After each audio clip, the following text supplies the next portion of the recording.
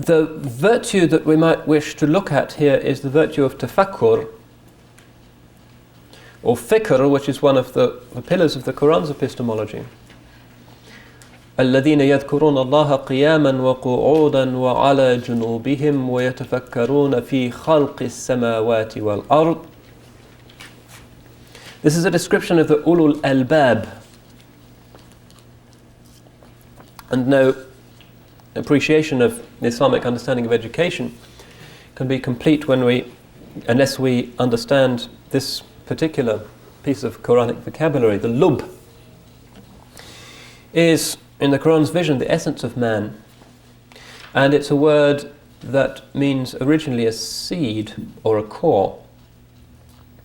In other words, that which is at the center, perhaps invisible to outside observers, but that which is fruitful and can lead to a posterity and can lead to infinity.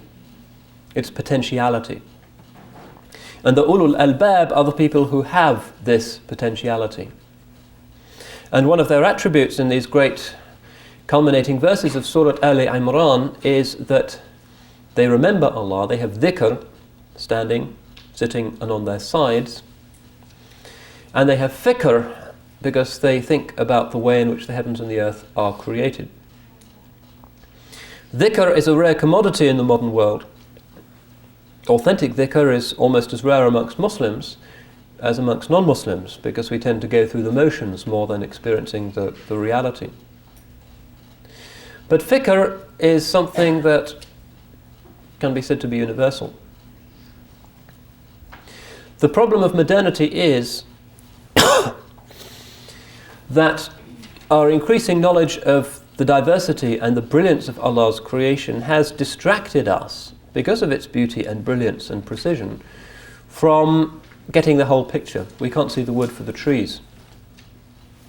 Maybe one day they will come up with the equation or the theorem that finally cracks it. This is not beyond the bounds of possibility.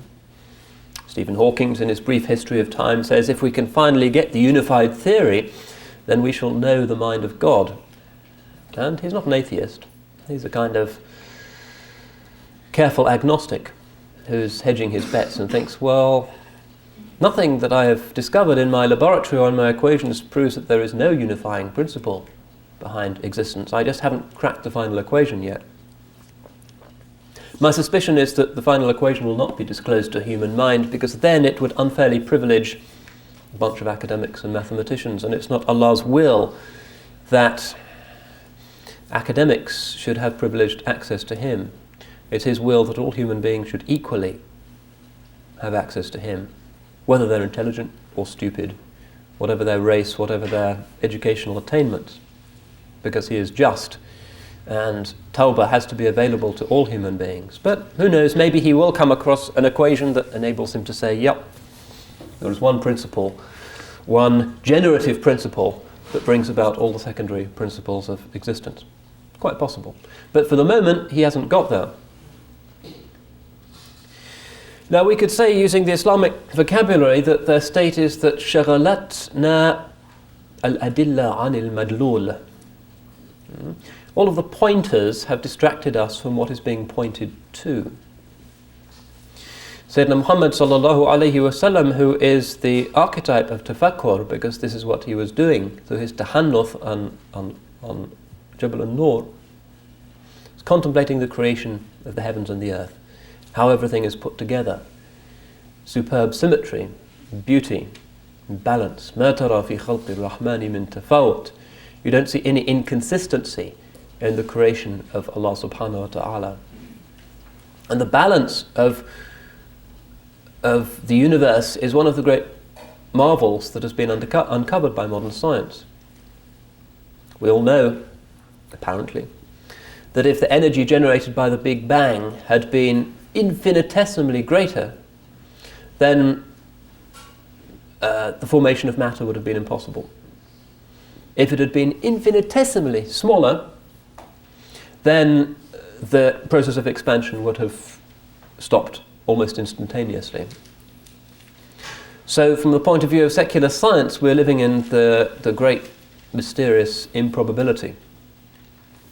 I think the statistics against it are somewhere in the order of 1 to the power of 50. Virtually an impossibility, but here we are, and they have something called the anthropic principle, which they think explains why we should happen to be here. If we weren't here, well then we wouldn't be talking about it, so in a sense the question is irrelevant. Here we are, and too bad.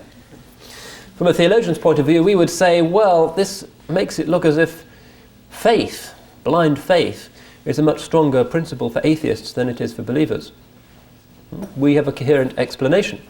They just have a view of the world as being virtually an impossibility, but here it is and we just have to accept it. That's blind faith, if you like. But despite this marvel that there should be anything at all, they are nonetheless preoccupied with looking at the marvels.